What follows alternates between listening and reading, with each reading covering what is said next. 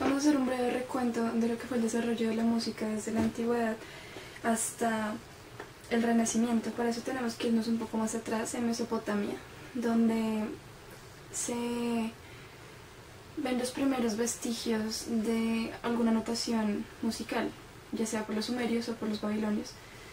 Y ahí también se tiene el dato de que aquí existió la primera compositora vocal, que fue Nedoana, hacia el año 23.000 a.C. Más adelante se tienen datos sacados de Argos, un griego que fue el primer compositor instrumental. Cuando llegamos a Grecia es muy interesante ver la relación que tiene la filosofía con la poesía y con la música. Antes de los planteamientos de Sócrates, el conocimiento y la historia griega era fundamentada en la mitología. Dentro de la mitología hay una diosa, Mnemosine, que es la diosa de la memoria. Se decía que las personas que hablaban con autoridad, siendo estas poetas y reyes, eran personas que poseían el don de la memoria, que había sido otorgado por Mnemosine. Esto es importante porque eran los poetas los que tenían el mayor contacto con la música en esos tiempos. ¿Y por qué? Se decía que los poetas, para componer sus poemas y para componer la música, para acompañar sus poemas, tenían un contacto con lo divino. Y a todo este evento de composición se le llamaba poiesis. A esto se llegó en parte por los planteamientos de Ptolomeo y Pitágoras, ya que Pitágoras dijo que la música alteraba el etos. Eso quiere decir que la música altera el carácter de una persona. Y Ptolomeo relacionó directamente al ritmo con la poesía, cosa que también involucraba a la música. Es importante mencionar acá que Pitágoras fue el que descubrió las características de los tonos y diseñó como el primer sistema de afinación. Bueno, las tragedias griegas, por ejemplo, sean de Sófocles o de Eurípides, siempre estaban acompañadas por música, por ejemplo por el instrumento aulos, un instrumento de viento, y más que todo por instrumentos de cuerdas, que era lo que más se utilizaba en la Grecia de estos tiempos. Aquí es importante mencionar también a Cleónides, quien fue el que descubrió que esos tonos que había estudiado Pitágoras se podían dividir en tonos y semitonos o medios tonos. Bueno, ahora el dato más importante, o uno de los datos más importantes que se tiene de Grecia, es el hallazgo de un objeto, se llama epitafio de 6 kilos, y es una piedra tubular en donde está escrita una melodía, y esa es la primera melodía de la que se tiene algún dato en la historia de la humanidad. Y es la siguiente.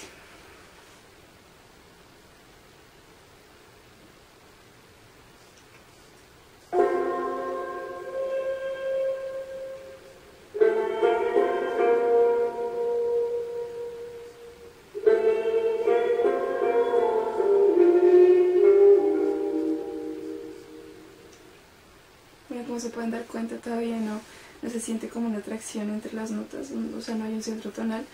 Aquí en esta época se componía con los modos y todavía tampoco se siente mucho el tiempo marcado.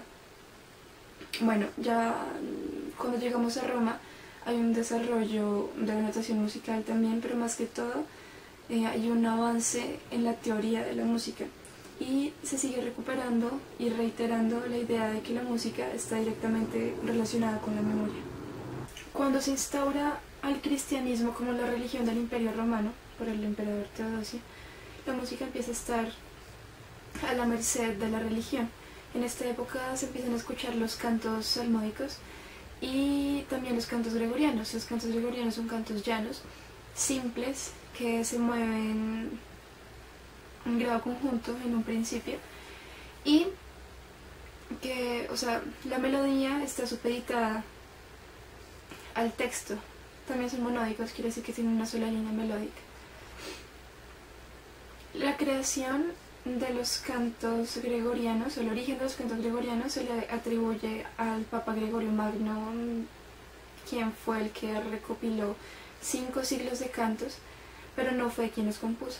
Ahora, con la notación, mejor dicho, los cantos gregorianos trajeron el desarrollo de la notación. La notación primero era una notación por neumas, figuras que representaban grupos de notas y alturas, pero muy precariamente, y la llevó a desarrollarse en la notación diastémica o diastemática, en la que ya se tenían nombres de notas determinados, los valores de las notas y más espacios de líneas horizontales donde se podían ubicar las alturas. Cuando los griegos se iban a ubicar en una canción, tenían que ubicarse según los tetracordios por los que estaba formado el modo en el que habían hecho la canción, ¿sí? Los tetracordios son grupos de 4 notas, cada modo se conformaba por 2. Pero en la Edad Media ellos tenían que ver en la última nota y así iban a darse cuenta de la estructura y de cómo estaba conformada la canción. Ahora bueno, hay 3 tipos de cantos gregorianos: el responsorial, donde una congregación se alterna con un coro al cantar; el antifonal, en el que se alternan 2 coros; y el directo, en el que no hay alternancia. También hay una forma de repartir el texto y las notas según la escritura. Entonces está la silábica, en la que a cada sílaba le corresponde una nota. Está la neumática, en la que a cada sílaba le corresponden de 1 a 6 tonos. Y está la melismática, en la que a cada sílaba le corresponden desde 6 hacia adelante tonos. Bueno, yo creo que es pertinente hablar en este momento de Guido d'Arezzo, quien fue el primero en utilizar el pentagrama. No hay ningún texto de la época que no tenga la mano de Guido d'Arezzo, que fue en la que él hizo todo su sistema, digamos. Bueno, ahora para hablar de los compositores importantes hay que hablar de un personaje que fue muy controversial en la época, que fue Hildegard von Bingen, una escritora, compositora religiosa alemana, quien compuso muchas obras de una altísima calidad y fue muy importante para la composición de cantos gregorianos. Esta es una de sus canciones. Se llama Ordo Virtutum.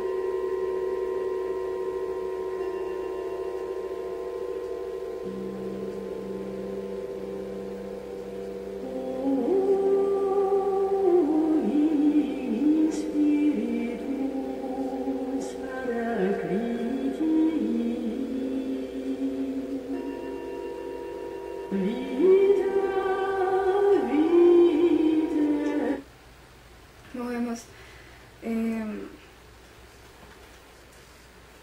aún no se tiene un centro tonal y tampoco se tiene un ritmo marcado. Sin embargo, digamos que hay más juego y hay más movimiento en las voces. Paralelamente a la música sacra se va desarrollando también la música profana, y la música profana era difundida por ciertos personajes, entre ellos los bardos, los juglares, los trovadores y los ministriles. Los bardos eran unos poetas cantantes, los juglares eran unos músicos nómadas que viajaban y ganaban un salario muy precario por sus servicios, por su trabajo. Los ministriles eran como un tipo de juglares, pero más especializados, y ya eran contratados por cortes y por ciudades en determinadas épocas del año. Y los trovadores eran como unos ministriles, pero aún más refinados. Eran compositores, venían del sur de Francia y eran acogidos por las cortes y por los castillos, entonces llegaban a tener un carácter noble. De las canciones más conocidas de esa época está una que hace parte de un grupo de canciones dedicadas a la Virgen María. Estas son composiciones de los trovadores. Esta canción se llama Santa María, estrella de día.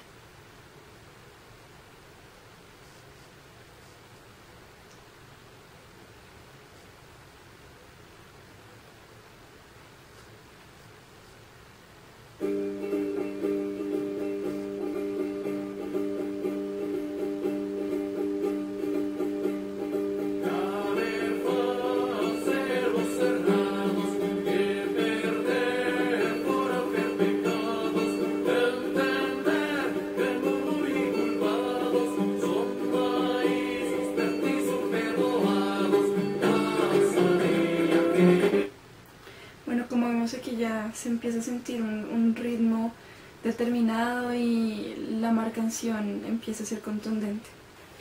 La polifonía se crea en el siglo XIII después de Cristo. Comienza con lo que se llama el organum parallelum, que es una composición a partir de la superposición de cuartas y quintas consecutivas. Los compositores más celebrados dentro de lo que fue la música polifónica fueron Perrotin y Leonan. Ambos estudiaron en la escuela de Notre Dame. De Leonan se sabe que escribió libros sobre música muy importantes que ayudaron a la expansión de la música sacra.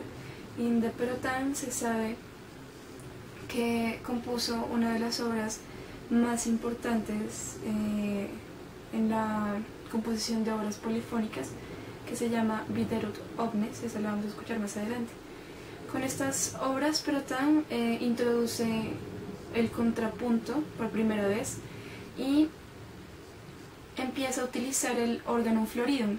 El organum floridum es un canto en el que se utilizan florituras o adornos debajo de la voz principal, que es una voz constante que no cambia mucho, es lo que se llama el discant, una voz que se queda quieta alrededor de la cual se mueven las otras, pero en este caso él está haciendo adornos.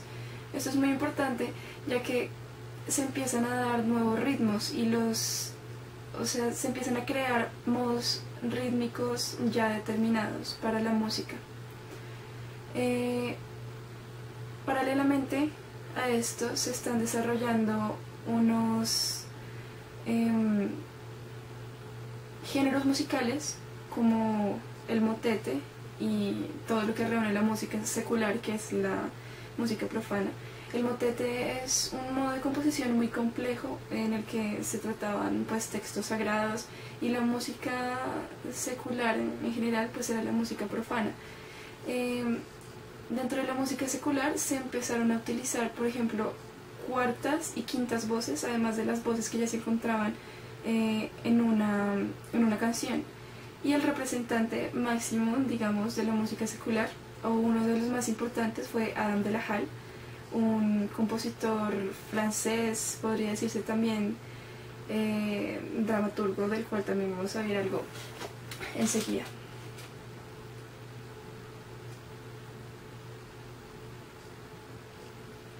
Le Jeu de Robin es la canción de Adam de la Halle.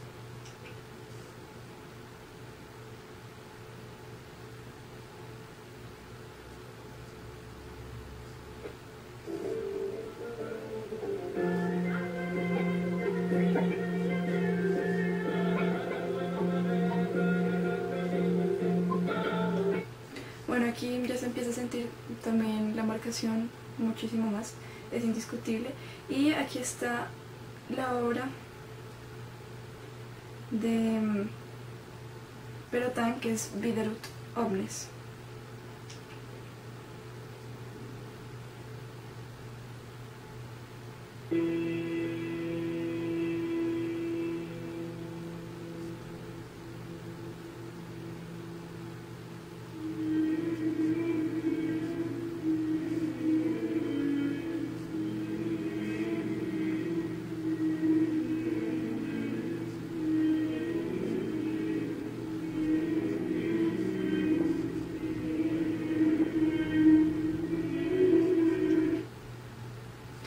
Ya cuando vamos a hablar de la polifonía inglesa, porque acabamos de hablar de la polifonía francesa, hay que decir que la polifonía inglesa está totalmente marcada por un juego con el intercambio de voces. Ellos jugaron mucho a componer rondos y pues que tenían su nombre porque la melodía era circular, y también ronas, que eran un tipo de melodías con un canon al unísono. Cada una de estas melodías estaba compuesta como por partes determinadas, y la organización de esas partes podía ser, o sea, con forma de triplum, de duplum o de tenor, cada una con una manera de distribución de las estanzas y los refranes determinadas, que eran las partes de las canciones. Y esta este es un ejemplo. Summer is incoming in, se llama.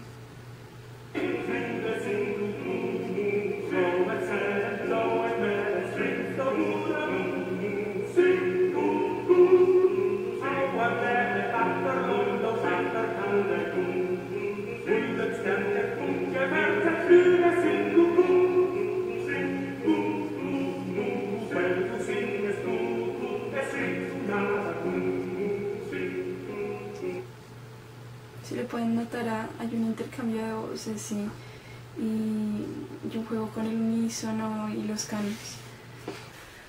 Ya pasando al siglo XIV encontramos lo que se llama el Ars Nova, que fue una forma de denominar las producciones musicales de Italia y sobre todo de Francia de principios de ese siglo. El Ars Nova se caracterizó por ser innovador en el ritmo, sobre todo. Era un ritmo de una complejidad, digamos que bastante pesada. Y el mayor exponente de el Ars Nova en Francia fue Guillaume de Machaut, del cual vamos a escuchar una obra.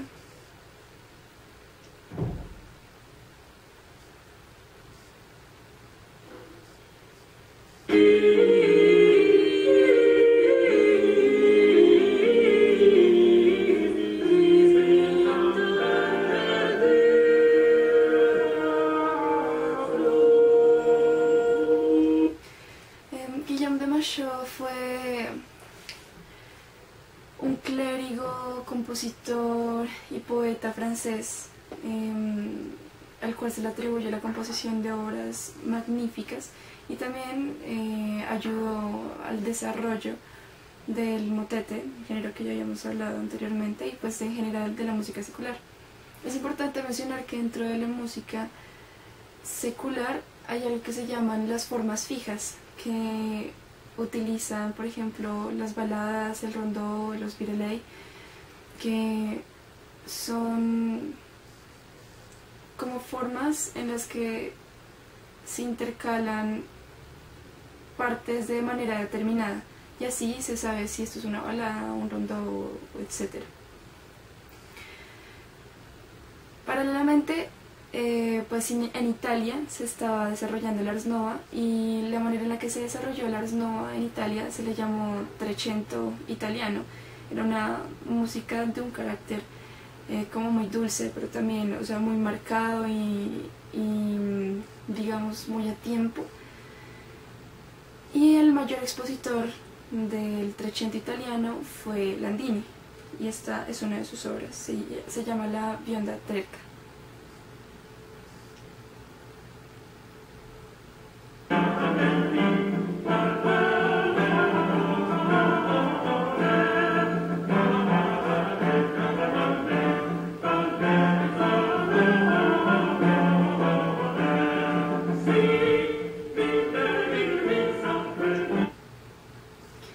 Bueno, el Ars Nova francés se fue desarrollando, y empezó a ser más complejo en sus formas rítmicas y más sutil en esas melodías de l'Ars Nova que caracterizaba tanto la forma que Francia abordaba la música. Así se creó otro término para denominar a este nuevo arte y se lo llamó Ars Subtitler. El Ars Subtitler tiene una gran importancia ya que comenzó a ser un género o sí, una agrupación de distintas músicas que comenzaban a ser internacionales. Ya no se veía tanto el carácter nacionalista, sino que era música que podía ser escuchada fácilmente por cualquier persona en Europa. Entonces, en general, pues tenemos que el Ars Nova fue muy importante para el desarrollo rítmico. También fue muy importante porque se empezó a utilizar un tenor isorrítmico, es decir, se le empezó a dar más unidad a la obra y las voces empezaron a tener como una importancia igual, casi todas. Y además de eso se empezó a tener autoría sobre las obras, es decir, los compositores de las obras empezaron a firmar con su nombre, cosa que no se hacía antes. Y para este momento ya se empieza a tener cierta idea de lo que se quiere de la música profana, de lo que se quiere tanto del ritmo como de la melodía. Del paso del medievo al renacimiento se dieron muchos cambios trascendentales.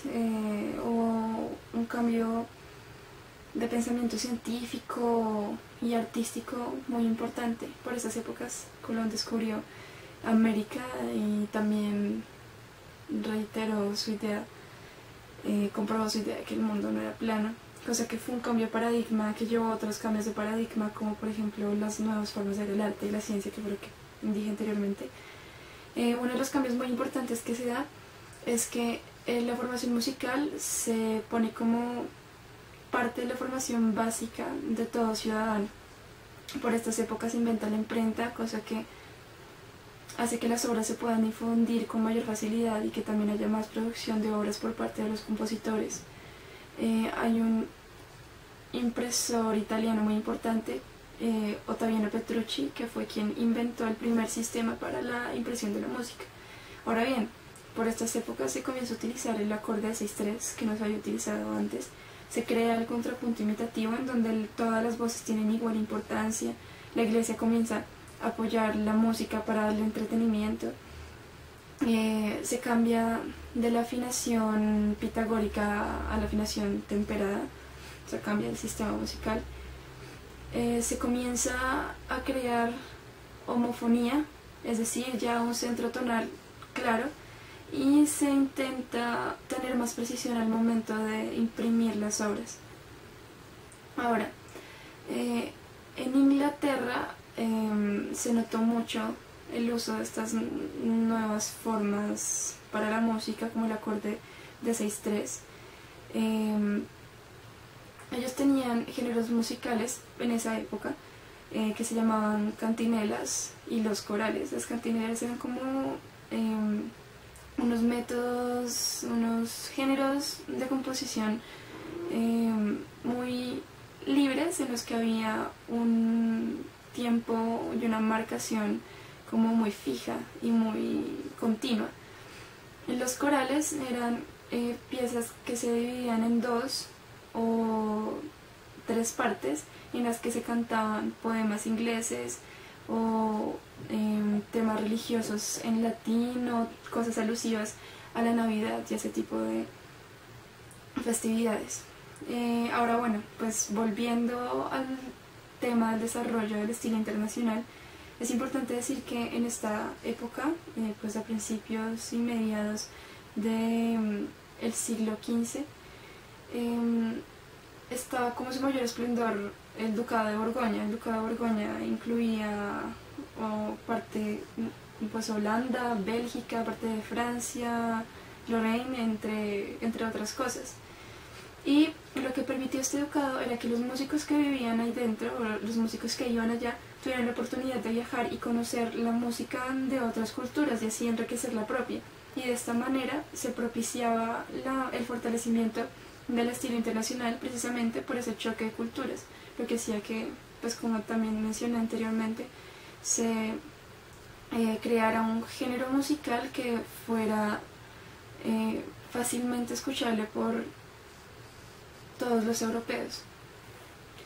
Y bueno, en esta época también se busca como seguir renovando los ritmos. Por ejemplo, se inventan la emiola que es como introducir una métrica distinta dentro de una métrica ya establecida al comienzo de una canción.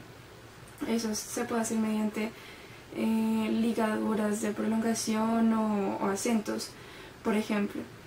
Y ya para finalizar, pues es bueno tener en cuenta que hubo unos personajes muy importantes en esta época. Entre ellos está Gil Bichois, John Dunstable y Guillaume Dufayet, que fue el compositor más importante de esta época.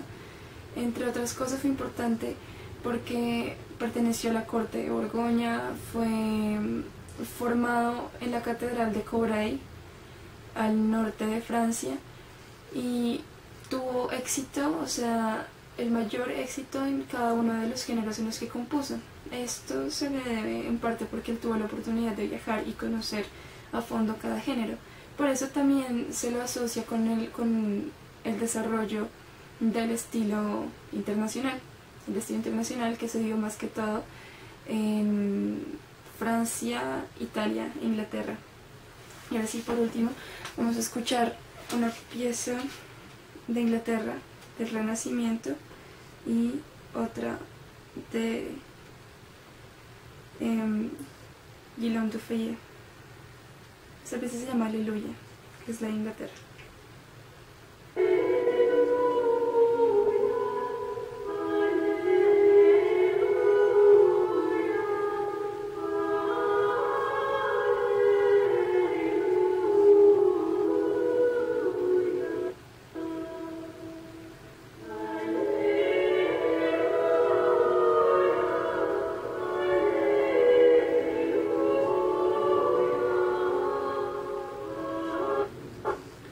Bueno, la siguiente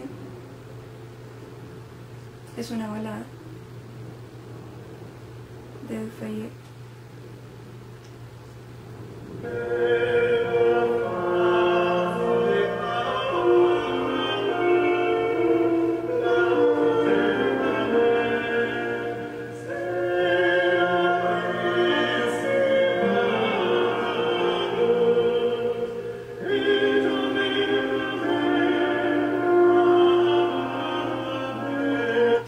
Bueno, y con esto terminamos el recorrido del desarrollo de la música que termina en el Renacimiento.